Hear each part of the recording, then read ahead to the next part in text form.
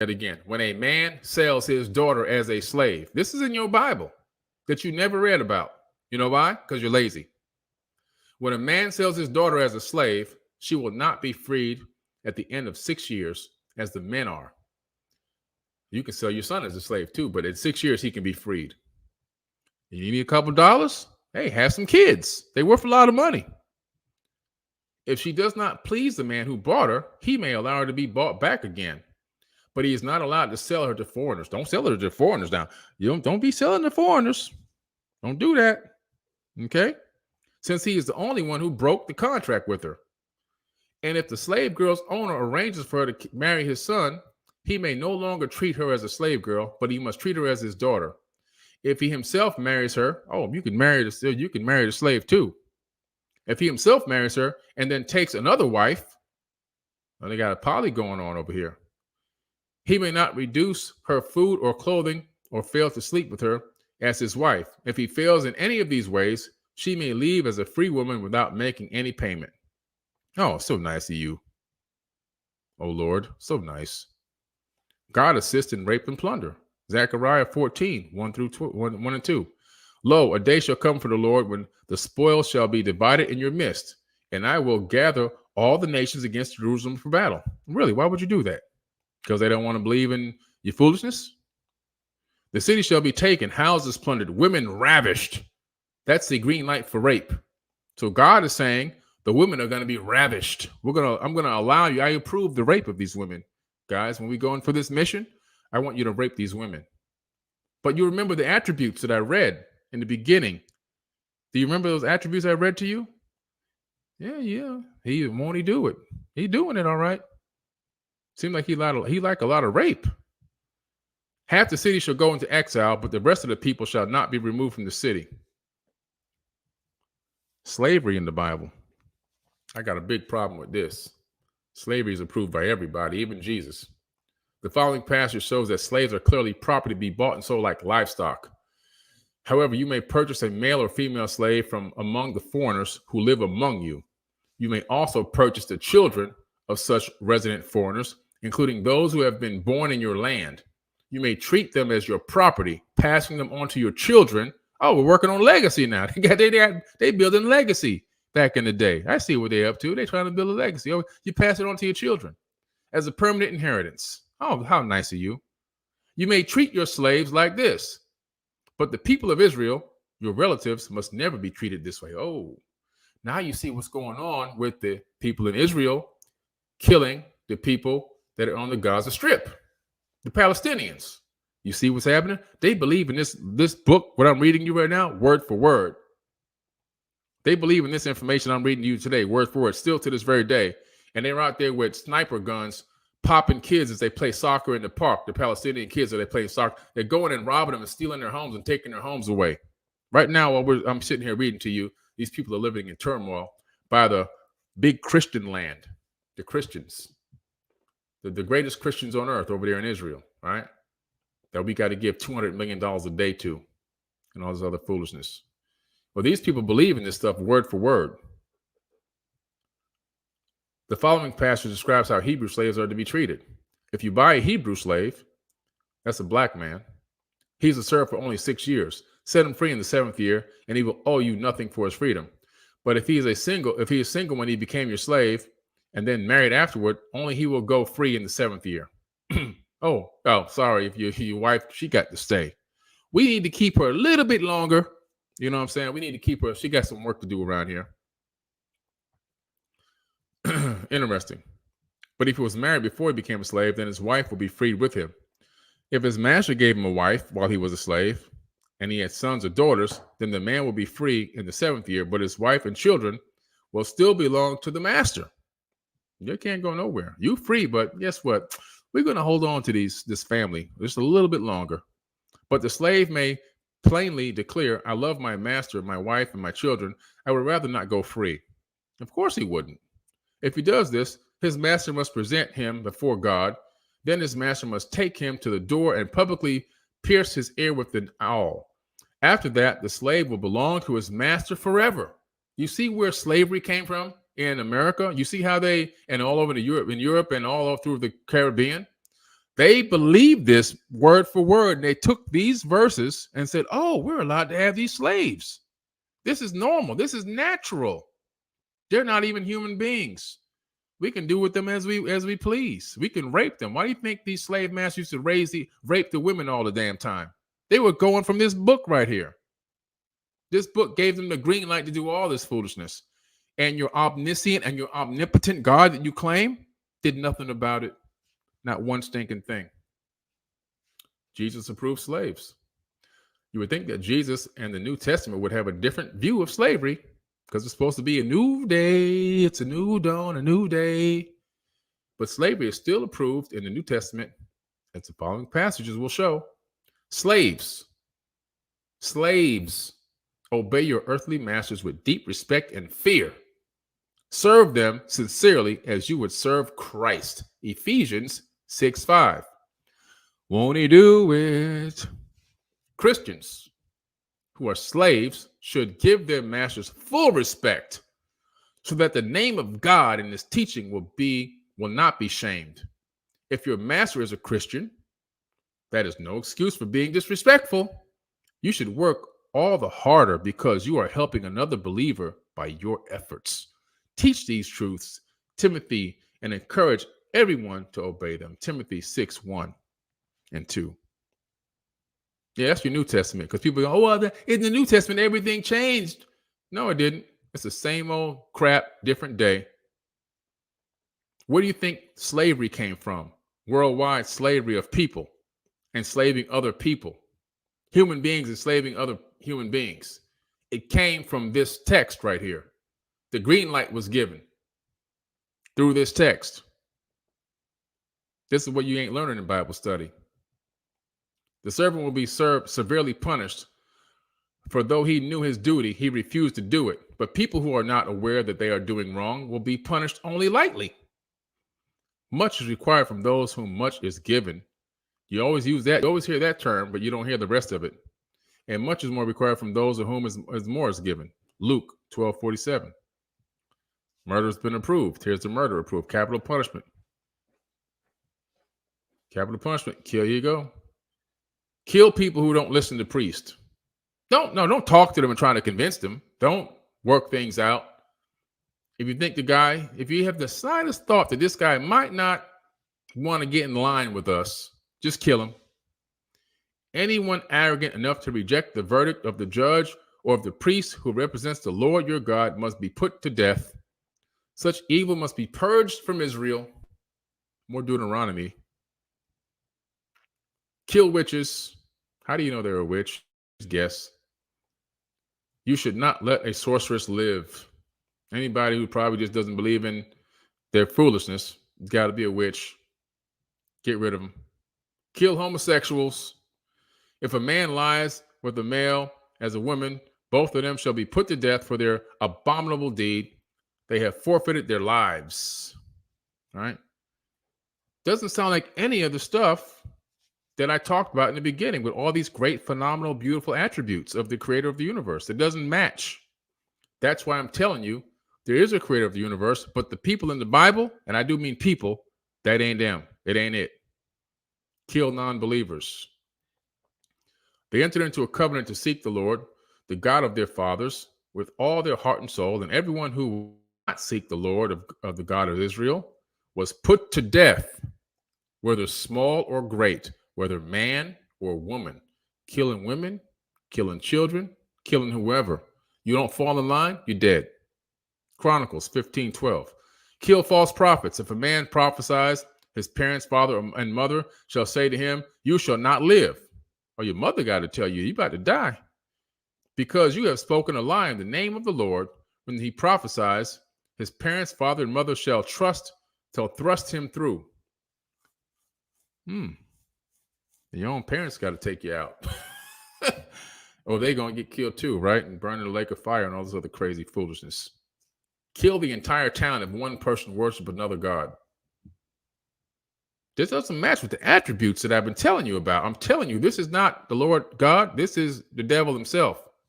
This is the evil energy that's flowing through this book, which is why it's been used to commit so much egregious crimes. Look at all the wars on this planet. Look at all the slavery on this planet. Look at all the politic on this planet, which is a religion. It's all coming out of this book. They all call in this Bible as their saving grace as to why they're doing what they're doing. Suppose you're here in one of the towns that the Lord your God is giving you, that some worthless rabble among you have led their fellow citizens astray by encouraging them to worship a foreign god.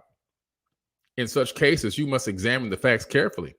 If you find it's true and can prove that such a detestable act has occurred among you, you must attack that town and completely destroy all of its inhabitants, as well as all of the livestock. Kill the animals too, damn it.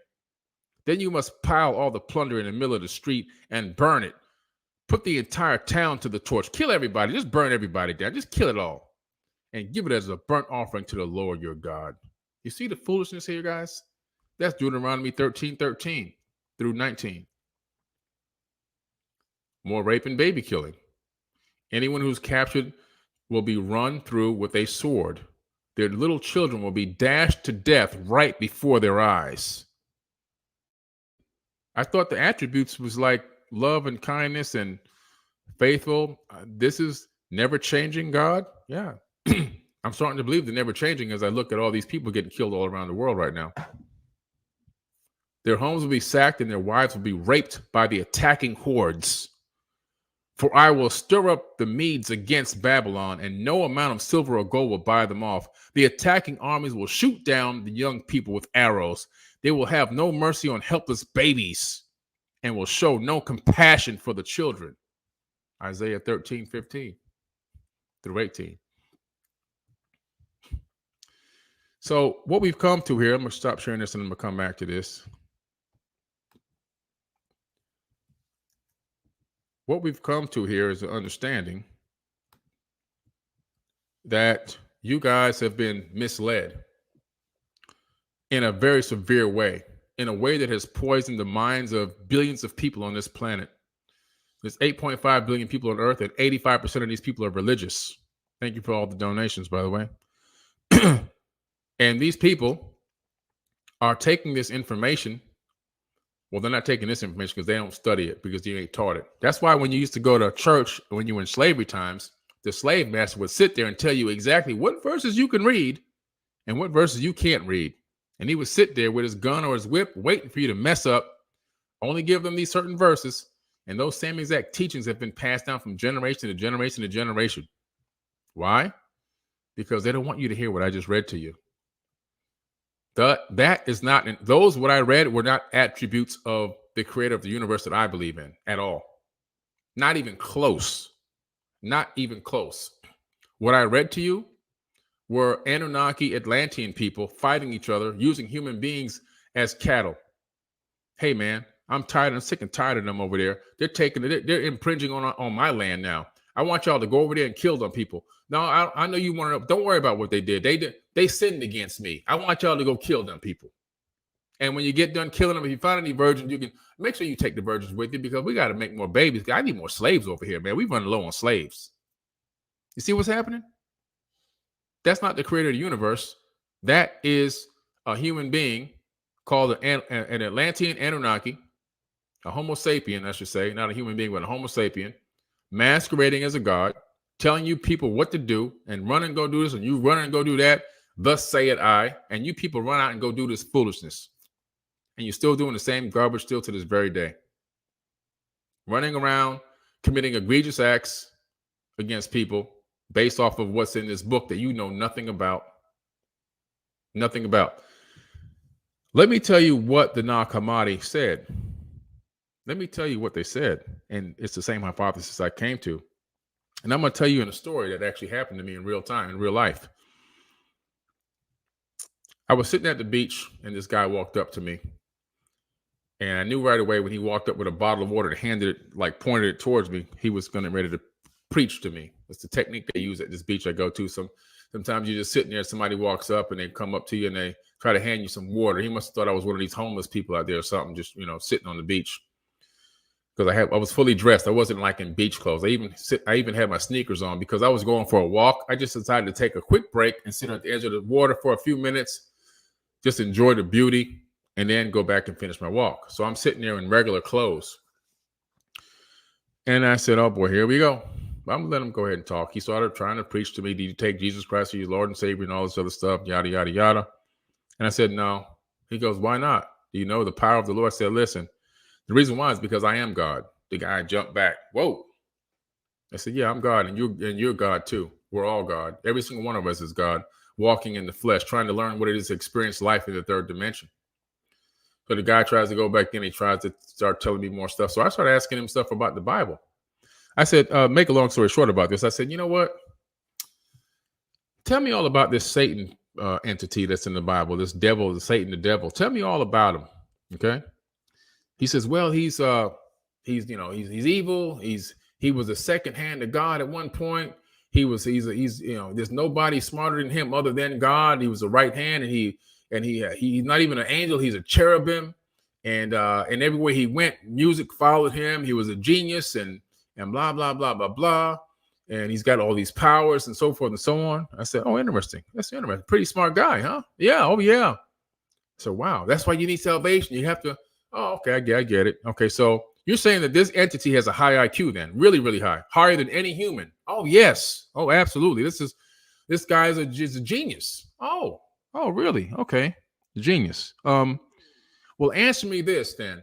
So in the Bible that you got in your hand, what happens to this being? Oh, he commits these acts that are all prophesied in this book, and at the end, he's cast into a lake of fire for all eternity. I said, really? Okay. This is interesting stuff you're telling me. And I said, so this being with this super high intelligence that's almost on the same level of God, it has all this power and everything else, and it can go around the planet and be in everybody's mind and all at once, and has all these amazing powers and can do all this amazing stuff. He's going to follow the prophecies written by flesh and blood human beings on a piece of paper to his own demise. Oh, yes, it is. Yes. I'm sorry, man. I don't believe that. What more than likely is happening is that entity that you're running from is the one that orchestrated the way this text in this book is put together, so that you can run to your own demise. In the end, what's happening is you're following and worshiping the same entity and demon that you're running from. The guy's eyes got wide. Oh, snap. I don't know. This guy's scaring me. I got to walk away. That's what the Gnostics talk about in the Nag Hammadi. They believe the same exact thing. Matter of fact, they're spot on. What Christians are doing is they're unwittingly being fooled and tricked into literally saying and praying to the same entities that have nothing to do with salvation. Zeus, Amun-Ra, Enlil, Anu, Enki, Marduk. These are all the beings that they're calling on their names. Great Yahweh Jehovah. You're calling on two different gods at once then. In the name of Jesus, you're calling on Zeus. It's pure ignorance that has led you to your own demise. And then you have the situation where you'll see one person, oh, I just got approved for my mortgage. I just got a brand new house. Won't he do it? God is good all the time. And then right around the corner, there's a kid sleeping on the street. But he's not worthy to have a house, right? Because God is only good to you. Do you see the logic in that? Do you see the ignorance in that? If you're in America, you hit the genetic lottery. You're sitting I'm sitting in a house in America where I can literally find many ways to earn myself a living, many ways to have a decent lifestyle. Even if I'm in a small apartment with no car and just taking a bicycle to work, I can still have a decent life. I've been around this planet. I've been to third world countries. The majority of the countries I go to are overlaid, heavy, super, super duper Christians. I'm talking about they live in it day and night and day. They breathe in it, eating it, sleeping it 24 hours a day. And they're living in mud and dirt. And they have a horrible life. They don't even live that long. They die young. And then you have the people over here. Won't he do it? I just got me a brand new car. That's because the power of God is on me. Really? The power of God's on you. God stopped creating another planet and said, you know what? This Sally Mae over there, she need a new car. Let me stop what I'm doing right here and go get this car for Sally Mae. But this kid over here that's been suffering his whole life over here in Abydos, in Egypt, I'm just gonna leave him alone. I saw this kid wandering through the streets of Abydos, 3 or 4 year old kid, screaming and crying, walking through the streets for hours. Nobody even looked at him. Nobody even looked at him. He probably just came from a collapsed building because those buildings collapse every minute. His mother's probably just died. But he's not blessed because he didn't follow the right God. He didn't say the right prayer. But you just magically knew the right one, right? Somebody gets into a car accident, they live. It was God. God saved him. They die. It was his time to go. Lord called him home. Foolishness. That's just fabricated foolishness, guys, is what you're doing. You're just fooling yourself. You're fooling yourself into believing fairy tales. You have no understanding of what this information contained in this Bible really is all about, who wrote it, and when it was written. The Bible wasn't written in real time. The people in the Bible didn't write the Bible. The disciples were illiterate men. If you went to seminary, you would know that. I've studied all the seminary texts. They were illiterate. They couldn't even read or write. So who wrote the text? Who wrote Timothy? Who wrote all these books? Who wrote John? Who wrote all these books? Who wrote them? Guess what, guys? They were written long after they were dead. Thousands of years, 2,000 years after they died. The first book was discovered, well, the first text was discovered in caves around 100 AD. It wasn't even a book, just some text in some jars. And then some more jars were found in some more caves, and some more caves, and some more caves, and some more stuff was dug up over time. Between 100 AD to 900 AD, all this text was laying around and started being pieced together. 100 AD to 900, that's modern times. And what was on the text? They had handwritten copies from ancient Sumerian tablets, from the Mahabharata, from the Bhagavad Gita, from the Epic of Gilgamesh, from the Tibetan Book of the Dead, from the Egyptian Book of the Dead, from all these other texts that already had been in, from the Emerald Tablets of Thoth. That's where all this information comes from. And plus something from, of course, their own input. Because if I put 50 people in a circle and I sit here and we're all sitting in a circle, perfect circle, and I whisper into one person's ear one sentence, 5 or 6 words, and they're supposed to then turn and whisper and whisper and whisper and whisper till it gets back to my opposite ear. Guess what? It ain't going to be the same sentence I said. The sentence is going to change. I guarantee you it won't be the same exact sentence. That's the nature of humanity. Everything is corrupted once a man touch it. Everything is corrupted once a man touch it. So you're telling me that this Satan, the devil, this master wizard of all time, who can whisper in the ears of billions of people simultaneously and make them do evil things, is literally going to follow everything written in this book, written by men, to his own demise. By the way, he has a gender too, because he's always called a he. He also has a gender. It's also another male energy to his own demise. And that's going to be, I'm just going to follow the rule of this book, guys. I'm just here to follow the rule of this book and be as evil as I can until it's over. No life preservation for me. I don't want to preserve myself at all, guys. I'm just going to follow what you men wrote in this book. I'm going to listen to this. Come on, man. Use some logic. Did you read the attributes did you listen to the attributes I gave you in the beginning of this whole thing? Omniscient, omnipotent, all-knowing, never changing. So what changed between that teaching and those Bible verses and what I just read you? It's the same person. It's the same entity. What you're doing, guys, is you're following the evil energy the whole way through, convincing yourself that you're following positive energy when you're not. You're following ultimate evil. Get the Nag Hammadi scripts and do yourself a favor. Start studying. Get your Bible out and start studying. Start reading and researching the information in the Bible, but not just reading from the Bible. Break it down into ancient texts and find out where the sources of the material came from, and then study and read that. If you're basing the entirety off of one book and you don't even understand what's in the book, then what are you really doing? You're just wasting time. And then you're passing that garbage on to your kids, and they're passing it on to their kids, and everybody's ignorant because they have no idea what they're doing. They think, oh, I'm just going to do it as a safe thing, just in case I want to go to heaven or I don't want to go to hell, just in case it's real. Just in case. There is no love in torture and threat and fear. So if you are a Christian and you are worrying about going to hell and you're trying to be good not to go to hell, what you have is not love. What you have is fear. And the reason why you're participating is because you want to save your own ass. That's what you're doing.